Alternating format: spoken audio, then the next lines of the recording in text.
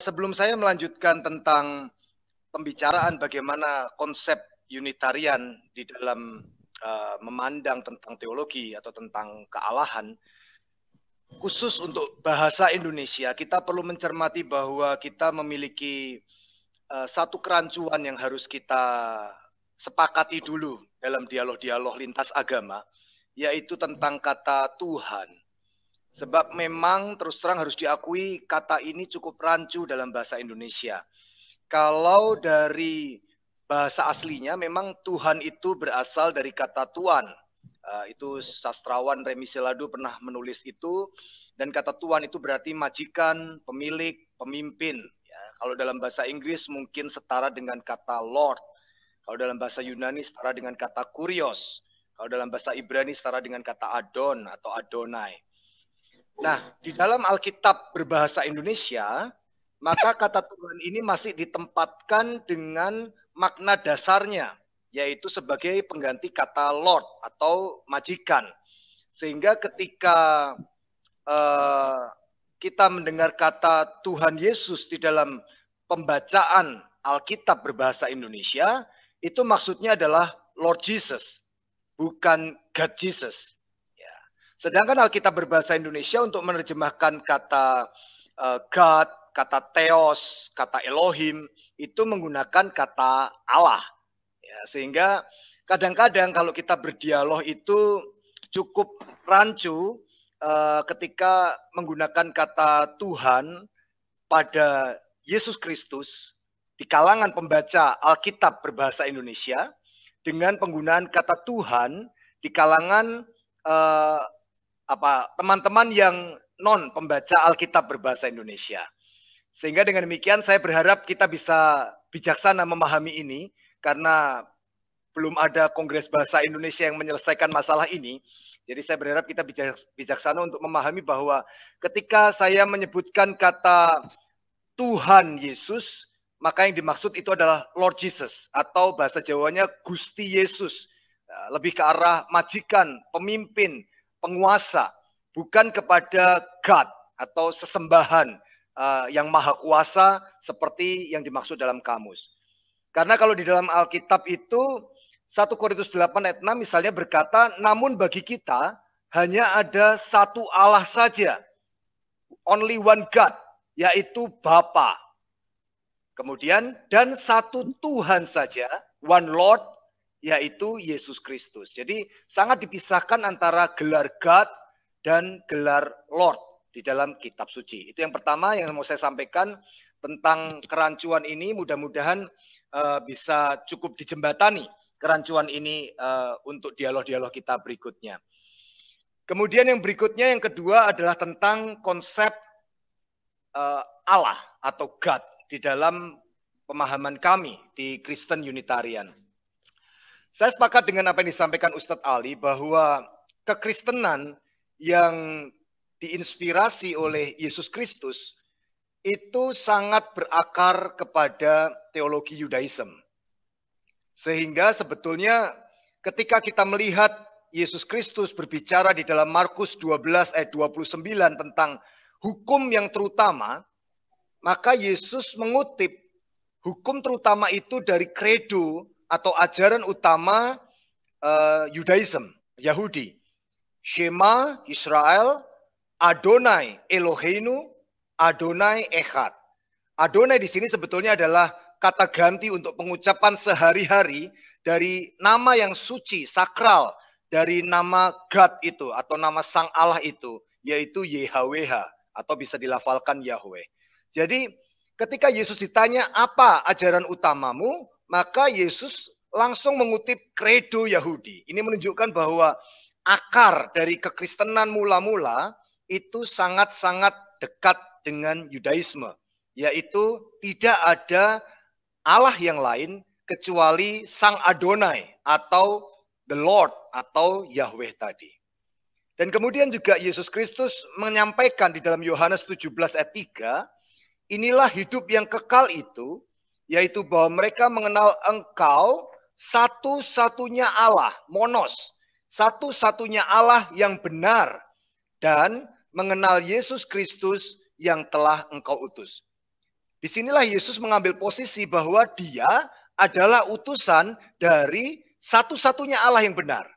Dia tidak mengambil posisi setara dengan yang mengutus, tetapi dia mengambil posisi aku adalah utusan dari satu-satunya Allah yang benar. Nah, hal inilah yang kemudian bisa membuat kita memahami bahwa akar dari pemahaman kekristenan mula-mula tentang Allah itu tidak berbeda dengan Yudaisme sebagai agama yang sudah lebih dulu hadir dalam lingkungan agama Samawi.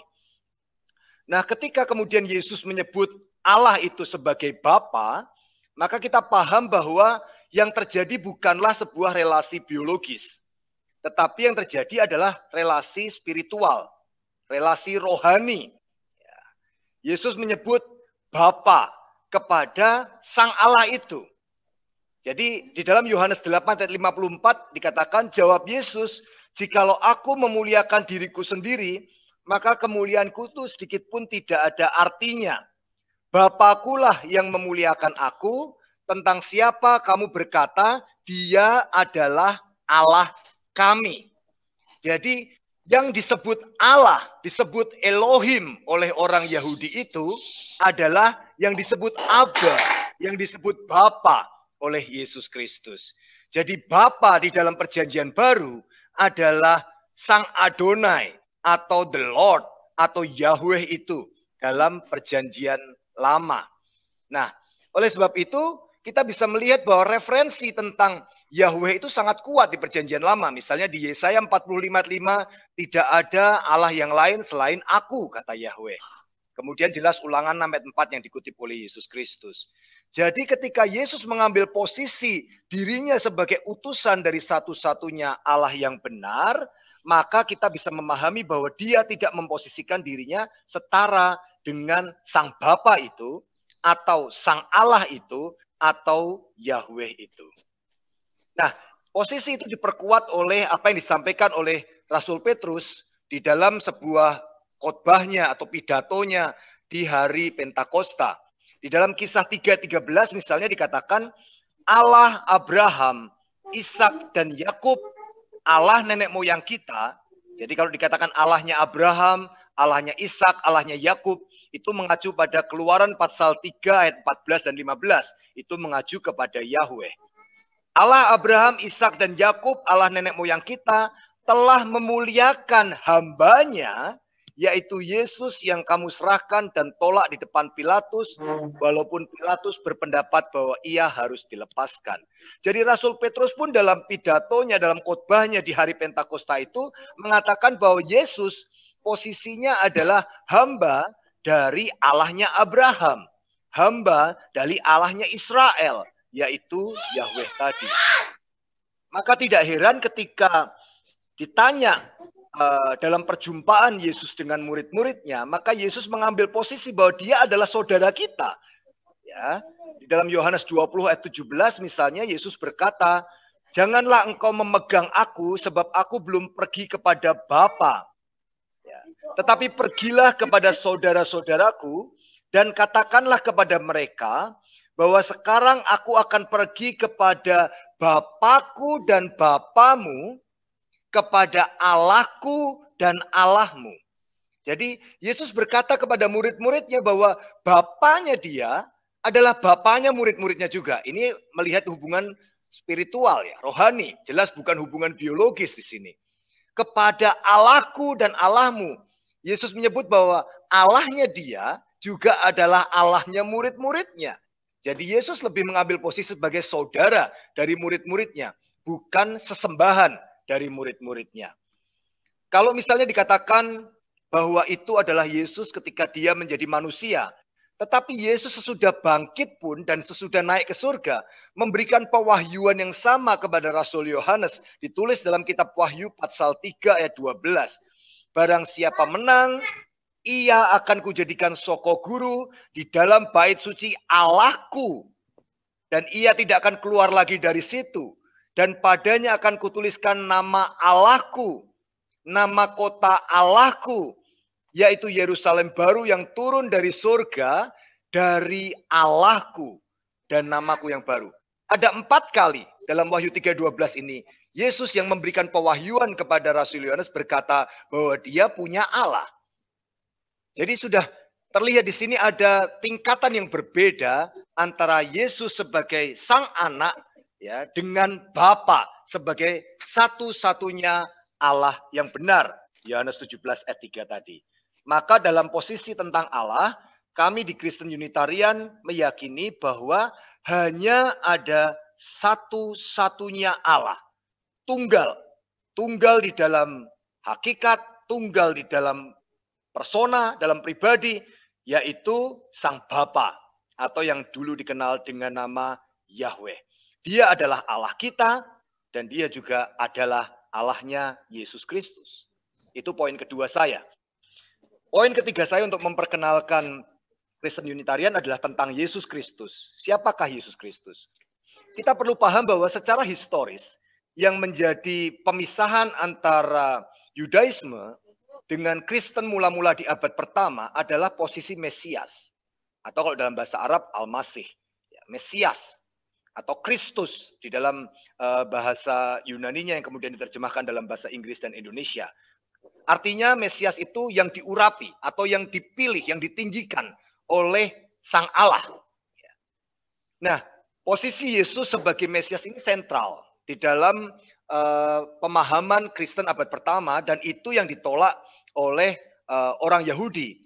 Bahwa orang Yahudi mengharapkan Mesias yang harusnya mereka miliki adalah Mesias yang bisa membebaskan Yudaisme, Yahudi, Israel dari penjajahan Romawi. Sementara Yesus berkata, kerajaanku bukan dari bumi. Yesus tidak mau mengambil posisi politik dunia. Nah, itu membuat dia tidak bisa diterima sebagai Mesias Yahudi.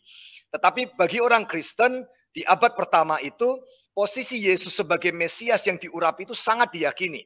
Itu terdapat dalam Kisah 2:36 bahwa Allah sudah membuat Yesus yang kamu salibkan itu menjadi Tuhan, Tuhan, Lord, dan Kristus atau Mesias. Jadi posisi Kristen abad pertama adalah Yesus adalah Tuhan, Tuhan, Lord, dan Kristus atau Mesias. Majikan, Doro, penguasa, pemimpin, dan yang diurapi oleh Allah. Itu posisi yang sangat sentral di dalam Kristen abad pertama. Dan kemudian dijelaskan di dalam tulisan-tulisan milik Rasul Paulus, misalnya di 1 Timotius 2:5. Karena Allah itu Esa, karena Allah itu satu, Esa pula dia yang menjadi perantara antara Allah dan manusia, yaitu manusia Yesus Kristus. 1 Timotius 2:5. Jadi kalau Allahnya itu satu, maka perantaranya juga cuma satu, yaitu Yesus Sang Mesias itu. Kalau Allahnya lebih dari satu, berarti perantaranya harus lebih dari satu. Itu menjadi masalah lagi di dalam konsep. Jadi kita percaya bahwa Allah itu satu karena perantaranya adalah Yesus yang cuma satu itu. Maka jelas sekali bahwa posisi Yesus di sini adalah dia adalah yang diutus, yang diurapi oleh Allah. Dengan demikian kalau dilihat dari strukturnya, itu bisa terlihat di dalam 1 Korintus 3:23 misalnya, kamu adalah milik Kristus. Jadi kita, orang Kristen ini adalah disebut sebagai milik Kristus, atau Yesus adalah majikan kita, Tuhan kita, Tuhan kita, Lord. Tetapi Kristus adalah milik Allah. Jadi Kristus itu dimiliki oleh Allah, atau Allah lebih besar daripada Kristus itu. Maka dengan demikian sangat jelas ini konsisten dengan yang dikatakan oleh Tuhan Yesus sendiri di dalam Yohanes 14 ayat 28, ia berkata, Bapa lebih besar daripada aku. Jadi memang ini sesuatu yang menarik. Secara struktur Yesus berkata, Bapa lebih besar daripada aku. Itu poin yang disampaikan oleh Yesus Kristus sendiri. Poin kedua, apakah Yesus Kristus dan Bapa adalah pribadi yang sama? Karena dulu perdebatan awal tentang kesetaraan Yesus dengan Bapa itu berasal dari Yohanes 10 ayat 30 yang saya merasa salah dipahami ketika Yesus berkata aku dan Bapa adalah satu. Kemudian ada yang berkata Yesus dan Bapa adalah satu pribadi yang sama. Tentu saja tidak. Di dalam Yohanes 8 ayat 17 dan 18 Tuhan Yesus berkata bahwa di dalam kitab Tauratmu ada tertulis kesaksian dua orang adalah sah. Aku bersaksi tentang diriku sendiri, dan juga Bapa yang mengutus aku bersaksi tentang aku. Jadi dalam Yohanes 8 ayat 17 dan 18 ini, Yesus Kristus menampilkan Bapa dan dirinya sebagai dua pribadi yang berbeda. Dua pribadi yang terpisah. Bukan satu pribadi yang berbeda fungsi saja, tetapi betul-betul dua pribadi yang berbeda. Jadi Yesus dan Bapa adalah dua pribadi yang berbeda. Maka memahami aku dan Bapa adalah satu, itu bukan tentang satu pribadi atau satu hakikat, bukan tentang satu substans atau satu hipostasis, tetapi tentang satu maksud. Ini tercermin dalam kata-kata Yesus Kristus dalam Yohanes 17 ayat 21. Supaya mereka, kita semua manusia yang percaya ini, menjadi satu. Sama seperti engkau ya Bapa di dalam aku, dan aku di dalam engkau. Agar mereka juga di dalam kita. Jadi satunya Yesus dengan Bapa itu diinginkan terjadi di antara kita orang-orang percaya supaya kita juga menjadi satu. Bahkan kita orang-orang percaya ini juga menjadi satu di dalam Yesus dan Bapa. Jadi jelas sekali ini tentang satu kehendak atau satu maksud, satu visi. Bukan tentang satu zat, satu hakikat, atau satu pribadi, satu persona. Bukan tentang itu. Nah, yang poin berikutnya tentang Yesus. Lalu siapa Yesus ini bagi kami? Orang Kristen Unitarian. Tentu saja kami tidak sedang dalam posisi untuk mengatakan benar salah bagi teman-teman yang berpandangan berbeda, karena memang yang bisa kita lakukan adalah mencari sedalam mungkin kebenaran itu tanpa harus menghakimi kebenaran orang lain atau menyalahkan yang dianggap benar oleh orang lain ya. Maka kami memandang bahwa Yesus Kristus ini di dalam pemandangan kami, dalam pemikiran keimanan kami, Yesus Kristus itu adalah seperti yang dinyatakan oleh Yesus sendiri di dalam pewahyuannya kepada Rasul Yohanes. Di dalam Wahyu 3 ayat 14. Inilah firman dari Amin, saksi yang setia dan benar. Ini gelarnya Yesus. Permulaan dari ciptaan Allah.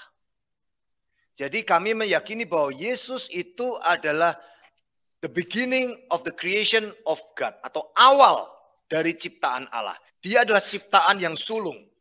Itu diperkuat oleh Rasul Paulus misalnya di dalam Kolose 1 ayat 15 dikatakan ia atau Yesus adalah gambar dari Allah yang tidak kelihatan. Yang sulung lebih utama dari segala yang diciptakan. Jadi kami berpandangan bahwa Yesus adalah makhluk ciptaan Allah yang sulung lebih utama dari segala yang diciptakan, yang diutus Allah ke dunia untuk menyelamatkan saudara-saudaranya yang jatuh terjebak di dalam kejahatan dosa. Sehingga Yesus mengatakan, baik di dalam Ibrani 2:11 dikatakan, sebab ia yang menguduskan, Yesus, dan mereka yang dikuduskan, manusia, mereka semua berasal dari satu. Itulah sebabnya ia tidak malu menyebut mereka saudara. Jadi kita manusia dan Yesus berasal dari sumber penciptaan yang sama, satu. Yaitu Sang Allah itu, Sang Bapa itu. Dengan demikian kita bisa melihat tidak salah ketika Yesus dalam Yohanes 20:17 tadi berkata, Bapakku adalah Bapamu, Allahku adalah Allahmu. Nah, ini sesuatu yang sangat kita harus pahami. Dan yang terakhir tentang Yesus Kristus adalah bahwa dia selama di bumi ini, dalam keyakinan iman kami, sepenuhnya manusia. Karena dikatakan dalam Ibrani 2:9, dia untuk waktu yang singkat dibuat lebih rendah dari malaikat-malaikat, yaitu Yesus yang kita lihat menderita maut dimahkotai dengan kemuliaan dan hormat. Di dalam Ibrani pasal 2 ayat 14 dikatakan, karena anak-anak itu adalah anak-anak dari darah dan daging, maka ia, Yesus, juga menjadi sama dengan mereka dan mendapat bagian dalam keadaan mereka. Jadi di dunia ini, Yesus sepenuhnya adalah manusia. Dan karena ketaatannya dia hidup dengan taat sempurna, utuh sempurna. 1 Petrus 2:22 mengatakan tanpa celah dan tanpa dosa, maka Allah membangkitkan dia dari kematian dan memuliakan dia. Dikatakan itulah sebabnya Allah sangat meninggikan dia, sehingga segala lidah mengaku Yesus Kristus adalah Tuhan, Lord, majikan, bagi kemuliaan Allah, Bapa. Jadi Yesus itu boleh disebut sebagai Lord, tetapi orang harus ingat, itu untuk kemuliaan Bapa, untuk kemuliaan Allah. bukan untuk kemuliaan Yesus sendiri. Filipi 2 ayat yang ke-11. Poin yang keempat adalah tentang Roh Kudus. Sesudah kita bicara soal Bapa, Allah, kita bicara soal Yesus sebagai Tuhan dan Kristus, maka mungkin yang paling terakhir adalah Roh Kudus. Sebetulnya betul seperti yang dibilang Pak Edi tadi, bahwa awalnya di Konsili Nisia pun yang dikenal hanya duinitas, ya, belum trinitas. Jadi baru dua persona dari kealahan itu. Baru tahun 381 itu ada konsep tentang Roh Kudus berpribadi. Ustadz Ali pasti akan lebih bisa menceritakan dalam bahasa karena beliau lebih mahir dalam bahasa-bahasa asli kitab suci. Tetapi setidaknya kata roh, ruah dalam bahasa Ibrani atau pneuma dalam bahasa Yunani itu kalau digolongkan artinya sangat banyak sekali. Tapi kalau digolongkan setidaknya ada 4 arti. Yang pertama artinya adalah nafas atau udara. Ya, itu ada beberapa ayat yang menunjukkan, misalnya di Ayub 27 ayat 3, Yakobus 2 26. Ya. Kemudian yang kedua artinya adalah pikiran, kehendak hati, motif, semangat. Ya, itu misalnya ada dalam Kejadian 41 ayat 8, 1 Korintus 2 ayat 11. Yang ketiga artinya adalah kuasa, ya, atau kekuatan. Ya, itu misalnya ada dalam Ayub 33 ayat 4, Kisah 1 ayat 7 dan 8. Dan yang terakhir adalah pribadi yang tidak bisa dilihat oleh manusia. Para malaikat yang tidak bisa dilihat, bahkan Allah yang tidak bisa dilihat, itu sering disebut sebagai roh. Maka dikatakan oleh Yesus Kristus, Allah adalah roh. Karena dia tidak bisa dilihat oleh manusia. Jadi yang tidak bisa dilihat oleh manusia, pribadi yang tidak bisa dilihat, itu adalah roh. Pribadi roh. Tetapi tidak satu pun yang menunjukkan bahwa Roh Kudus itu pribadi tersendiri dan setara dengan Bapa. Kalau kita bisa melihat dalam Yohanes 15 ayat 26 misalnya, penghibur itu atau roh kebenaran itu, Roh Kudus itu, dia keluar dari Bapa, dia bersaksi tentang aku, tentang Yesus, tetapi dia adalah bagian dari Bapa. Jadi kami melihat bahwa Roh Kudus ini bukan pribadi yang tersendiri, tetapi Roh Kudus ini adalah kuasanya Bapa. Tidak heran ketika bicara soal Roh Kudus, maka Roh Kudus itu bisa dibagi-bagi. Kalau dia pribadi, dia tidak bisa dibagi-bagi. Tetapi di dalam Yohanes 20 ayat 22 misalnya, Yesus kemudian mengambil tindakan kepada murid-muridnya, maka Yesus menghembusi mereka dan berkata, terimalah Roh Kudus. Jadi Roh Kudusnya dibagi-bagi di antara murid-muridnya. Itu sama seperti bilangan 11 ayat 25. Lalu turunlah Tuhan dalam awan dan berbicara kepada Musa, kemudian diambilnya sebagian dari roh yang hinggap padanya, dan ditaruhnya atas ke-70 tua-tua itu. Ketika roh itu hinggap pada mereka, kepenuhanlah mereka seperti nabi. Jadi rohnya itu bisa dibagi di 70 tua-tua Israel.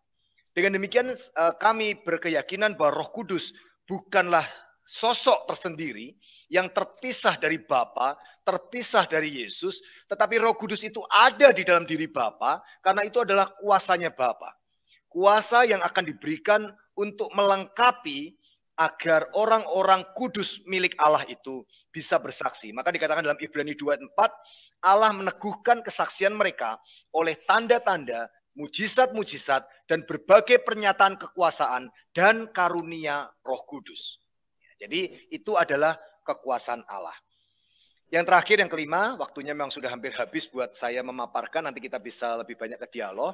Saya ingin sedikit menyentuh tentang perjalanan sejarah kekristenan.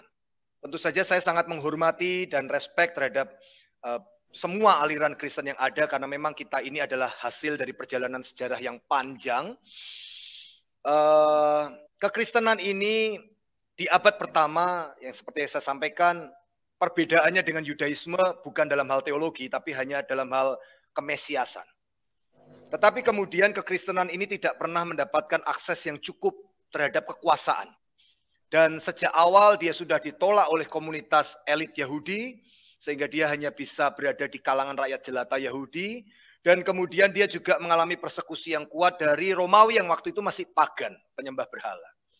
Sehingga akibatnya kekristenan itu tidak sempat membangun institusi awalnya dan melakukan formulasi baku yang kuat, yang kencang terhadap berbagai macam konsep yang menjadi pertanyaan sekarang ini. Tetapi kemudian tiba-tiba di abad yang kedua dan abad yang ketiga itu banyak orang-orang yang non-Yahudi, yang dulunya Kristen awal itu isinya banyak orang Yahudi yang percaya Yesus sebagai Mesias. Sekarang banyak orang non-Yahudi yang dulunya pagan bergabung menjadi Kristen. Dan itu menciptakan beberapa pandangan-pandangan baru untuk menghayati Yesus Kristus. Terjadilah banyak perdebatan di abad kedua, awal muasal. Nah, abad ketiga, seperti yang dibilang oleh Pak Edi tadi, ada seorang kaisar Romawi, Konstantin, yang tertarik untuk menjadikan Kristen menjadi agama Romawi. Nah, kalau Kristen menjadi agama Romawi, tentu saja Kristen tidak boleh terlalu dekat dengan Yahudi, karena Yahudi ini sering berontak kepada Romawi. Maka kemudian Kaisar Konstantin ini sangat ingin agar Kristen itu betul-betul punya identitas baru yang menjauh dari Yahudi. Bukan hanya soal teologi yang diubah, tetapi juga misalnya tentang bagaimana konsep ibadah pada hari Sabat, misalnya diubah menjadi hari pertama. Nah, itu juga berubah. Konsep tentang Paskah yang harusnya jatuhnya bukan hari tertentu, tetapi tanggalnya yang tertentu, 14 Nisan, menjadi harinya yang tertentu misalnya. Nah, itu contoh-contoh dari perubahan yang terjadi. Sehingga akhirnya kekristenan itu jauh lebih dekat kepada kultur Romawi daripada akarnya, yaitu kultur Yudaisme.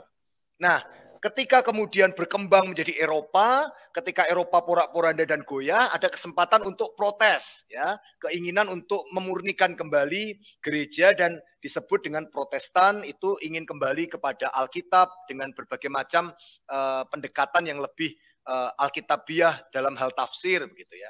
Tetapi sayangnya sekali lagi tidak ada gerakan terpusat, masing-masing mengurusi institusinya masing-masing dan masing-masing bergerak pada urusan nasionalisme masing-masing, kebangsaan masing-masing. Luther di Jerman, Calvin di Swiss, dan sebagainya macamnya. Sehingga akhirnya tidak pernah ada kesempatan untuk ayo direview kembali apa yang menjadi keyakinan Kristen mula-mula. Tapi bersyukur pada saat-saat era Protestan itu juga sempat muncul kembali sebuah gerakan yang namanya Unitarian itu tadi, di mana yang dia permasalahkan adalah Unitarian itu berasal dari kata uno, itu satu ya, yang berbeda dengan Trinitarian. Tapi sekali lagi ini lemah sekali sehingga sampai sekarang memang Unitarian di seluruh dunia termasuk kami di Indonesia itu minoritas di tengah-tengah minoritas begitu ya, sehingga posisinya memang sangat lemah. Tetapi sebetulnya ini adalah kesempatan bagi kita karena saya bersyukur di dunia Kristen itu kita sudah melewati era-era berdarah, inkuisisi, konflik Katolik Protestan, konflik Katolik dengan mereka yang disebut sebagai heresi atau bidat, sehingga era-era berdarah itu sudah berakhir. Mungkin sekarang adanya cuma era era marah gitu ya, kalau ada yang berbeda pendapat, tapi tidak sampai berdarah-darah. Kita berharap itu bisa menjadi dialog-dialog yang baik, sehingga ketika kami muncul sebagai gereja Kristen Unitarian, tentu saja kami masih melihat teman-teman Kristen sebagai saudara dan sahabat kami. Kita sama-sama mencari kebenaran dari kitab suci yang sama, dari Alkitab. Dan kami juga melihat teman-teman Islam dan Yahudi sebagai saudara samawi kami yang sama-sama mencari Allah yang satu itu bagi semua umat manusia. Dan bahkan kepada yang non-samawi pun kami melihat itu saudara dalam kemanusiaan, karena kata Yesus, kita harus mencintai sesama kita manusia seperti diri sendiri. Jadi perbedaan ini memang barangkali saya tidak tahu kapan akan berakhirnya. Yang bisa kita lakukan maksimal adalah berdialog dengan suasana bersahabat dan bersaudara seperti ini. Tetapi kalaupun masih terjadi perbedaan ya, mari kita tetap saling menerima sebagai teman dan sahabat. Perbedaan tidak perlu membuat kita saling membenci, saling memusuhi, apalagi masuk dalam konflik yang membuat Eropa dulu bangkrut, yang membuat Timur Tengah sekarang dalam konflik. Kita ingin agar Indonesia ini menjadi contoh bahwa perbedaan itu adalah sesuatu yang bisa dikelola dengan baik.